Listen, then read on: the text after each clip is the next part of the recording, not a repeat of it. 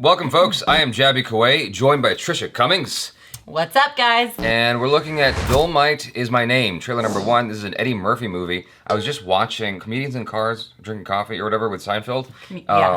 So Eddie Murphy was on, and I was like, oh, where's he been? What's he been up to? And then here he's got a movie. It was like probably why he went on Jerry Seinfeld's show. Eddie Murphy's a comedian I grew up with, like most of you. So let's check this out. It's showtime, y'all. You love him and I love him. Put your hands together. Oh, wow. Dolemite is my name. Hey, you know, Auntie, I was thinking about putting out a comedy record. Comedy? You been a singer, a shake dancer? That's real hard to break in. I do whatever it takes to get in. I come up with a new character. Dolemite is my name, and fuck it up, motherfuckers, is my game. What you do to your hair? You look like a pimp. It's all pretend. I just created a character. Dolemite, You a trip. Pull on that. Oh, that's a Yeah, that's right. Whatever it takes, I'm ready to do it. I got to be totally outrageous. It's filthy. You've got a product here that you can't sell or promote. Oh, wow, okay. All my life, people been telling me no. Rudy, sometimes our dreams just don't come true. Oh my God. I just found another door. I want the world to know I exist. This ain't funny. And it ain't no brothers in it either. If I get up in that light with my own movie, I could be everywhere all at once. Let's bring Dolemite to the screen. The actors we hire, you're a bit doughier than them. Doughier.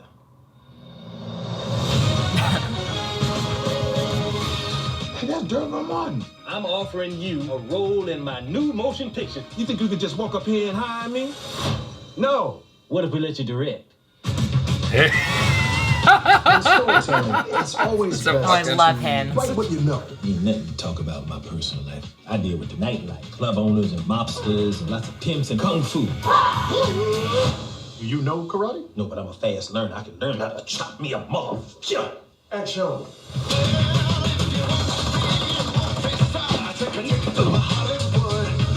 Dolemite, give it to me. Put your weight on it. Tell him that he could be a sex machine. What planet is this cat on? This thing flops, you're gonna be working for free for the rest of your life. I'm so grateful for what you did for me. Cause I never seen nobody that looks like me up there on that big screen.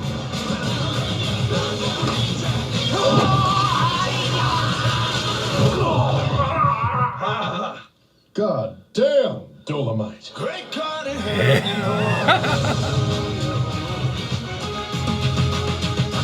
Cut. Was it good as Shah? What a great cast. That was amazing. Oh my God. Eddie fucking Murphy kills me. Oh my God. I mean, I was wondering where he was for a while too, and he just comes back with like a banger cast. I think this is one of those instances where Eddie Murphy can literally hit up everybody on his Rolodex and be like, look, do you want any part of this thing? Yes, please. Why even ask me? Just tell me when to show up and what time. He could do that anytime he wants. It doesn't even have to be as like good of a movie as this seems like it's gonna be.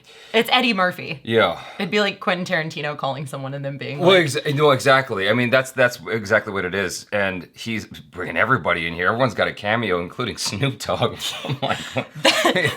That's like the least high I've ever seen Snoop Dogg in a film, it feels like. What's profoundly interesting to me is that this actually has a message underneath it. I mean, they hinted at it in the trailer. It was just a split second. But I mean, maybe it's fairly obvious to everybody, but like the woman's talking to Eddie Murphy going, thank you so much, because I've never seen a film with someone that looks like me on the screen. And that's a very real thing that I've heard with relation to Spike Lee. When he was doing films, like it was a big movement because he was putting black people on screen. And there was a scene in a Spike Lee film, or a Spike Lee joint, where two black characters were kissing, and there were people in the audience crying because they'd never seen black people on screen kissing before. Oh, wow. Yeah. There's a deeper thing to this while in the disguise of being hilarious. Yeah. And I think that's awesome. I think it's great too because they your hair. My hair. Yeah. And, I mean, you'll like it's like a nervous tick. Like I just flip it incessantly, and sometimes I'll be flipping it, and then someone's like, "Okay, you have a hair sticking straight out." Yeah. Like, dang it. No, it's all good. There's just so much of it. As long as you're having fun. So. But yeah, I mean, I feel like that's the direction that movies are, and like TV and film are both taking these days, where Crazy Rich Asians came out, and there were so many people that were emotional over it because not only is it an incredible movie, but for me, it gave me every single emotion that you could possibly imagine. Like there were times that I was laughing, there were times that I was on the verge of tears, but there were so many people that were like, we've never seen a feature film at the top of the box office with an all Asian cast, like with people that look like me. Right. And that was, you know, it was a huge thing. So I feel as if like that's the direction that things are turning anyway, but Eddie Murphy's doing it in such a way where like it's the underlying message. It's a comedy. Like you said, it's disguised as comedy. There's a film that I saw some time back that this reminds me of called, I think it's called Badass. But it had this very bombastic name, like Badass or something like that. I think that's what it was called. And it was about the beginning of the blaxploitation era. And this guy who made this terrible film, but it became a cult, it got a cult following. It was the son of this guy basically playing his dad in this biopic. So like whoever the kid was back then in the 70s was playing him today. In the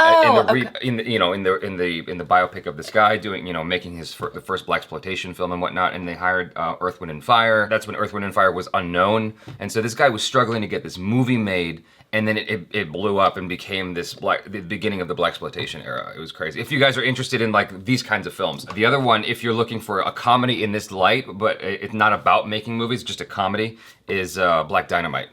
Have you heard of Black Dynamite? It's a freaking hilarious movie. Is it new or is that an old movie? It's been out for several years now, but it's like the Austin Powers of blaxploitation. Like is the only way I can put it. It's like it's hilarious, and it's making fun of a lot of tropes that you see with blaxploitation and martial arts films. I guess another way to put it is if Simon Pegg were to make a blaxploitation film, because like you know he did what is it? Shaun of the Dead, and all those films making fun of different genres, and then it ascends to being part of that genre. That's what Black Dynamite was. I'm very excited for this, because it's all playing within that same field, and yet it's got a message underneath, and it's got a great cast. I mean... a stellar cast. Yeah, and it's got Eddie fucking Murphy, man. I'm like, oh my God. I haven't seen him do, like, a movie in years. I still remember... Pluto Nash or whatever that was called, and that would just like totally... I never saw that. Oh, no one saw it. You're like, that's the point. Yeah, he did Haunted House as well. I didn't see that one. Like, he did a lot of kids movies for a little while. Well, and he did like a million, oh my gosh, what was that?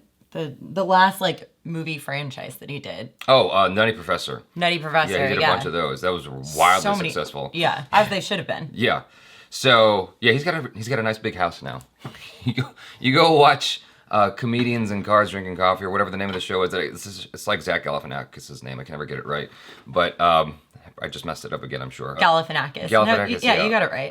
Achara's always correcting me. But at the beginning of the show, you see Eddie Murphy's house, and it's like, that's a house? That's his house? Like, my jaw dropped. I had to pause the video and look. I was like, that's not a house. That's an island. It's crazy how big his property is, and so. But does he have a Starbucks in his backyard with his own personal barista? As far as I know, he doesn't. As far as I know, he does not. But I know he's got a lot of kids, and so they all live there. You know, that'd be a great place to grow up. There you go. Just Eddie Murphy compound. Yeah. I'm down to get adopted again. Yeah. Like it's. One of the great things about this story as well is that it's not just a comedy and it's not just a message film, but just like on a purely story level, it's about an underdog, about a guy who's going up against all odds, who by all rights should not be a star of a film, and yet you want to see him go the distance just because he's got the heart. And that triumphs over everything, is when you've got a main character with so much heart, like... this is a bad comparison, but like Forrest Gump, for instance. Yeah. You know, like the reason why you rooted for him, even though he doesn't have the skill set to do whatever, is because he had so much heart. And so that's a deeper thing that's going for me here, is that Eddie Murphy's character has just got a ton of heart, and you hope he goes the distance, and you hope he makes it. You're like rooting for him. To compare it to like what, you know, happened this past week in the news, I cannot remember the name of the guy for the life of me, but there was this guy who he's homeless. He sleeps on the street, and he's tried out for 31 out of 32 NFL teams, and he hadn't tried out for the Browns yet. And so he took, like, he's homeless. He gets, you know, like, money and food from people that walk by, and he sleeps on the street, and he used his mom's points to take the bus to Cleveland. He lied and said that the GM invited him to practice or for tryouts. I'm probably butchering this story a little bit, but it's an incredible story. I just read about it yesterday. He made the 90-man roster. He lost his cleats the first day, like the day of the first preseason game this year. And so Odell Beckham Jr. gave him a pair of cleats. And then they found out that this guy, like, he never played in the NFL. He was lying about the GM, like, you know, approving him auditioning or trying out. No one knows if he's actually ever going to be signed to a team. You're rooting for him because it doesn't matter that, you know, he like lied his way into tryouts and everything to try and get signed by a team. What matters is the heart, the fact that he's worked so hard. He trains even though he has absolutely no money. Like, he just does what he can. He's just like kind of like trying to finagle his way in, but it's like one of those heartfelt stories where it's the underdog that you're rooting for. Right. That's like, crazy. It's nuts. So that's what I thought of. Yeah. Because you're wondering. But it's the same thing. It's like, you know, it's someone that like definitely doesn't belong in a movie. Yeah. Like, you know, or starring in his own movie like this. It's not like he was playing football and like training with this or that or got drafted, like, but at the same time, like, he has so much heart for the game that he is doing everything he can to like desperately at least be seen by different teams. The only person who's missing from this trailer who I only mildly wish was in this trailer is Kevin Hart. Is this a spoiler I'm about to say for a film that's been out for a couple weeks, just as a heads up if you want to, you know, bounce right now. But in Hobbs and Shaw, Kevin Hart makes an appearance, and I was very disappointed in his appearance in that film. And so that's why I'm like, I'm only mildly interested in the notion of Eddie Murphy and Kevin Hart working together because of that cameo. Because I love Kevin Hart's first 2 stand-up specials, but lately it's been like, I don't know, man.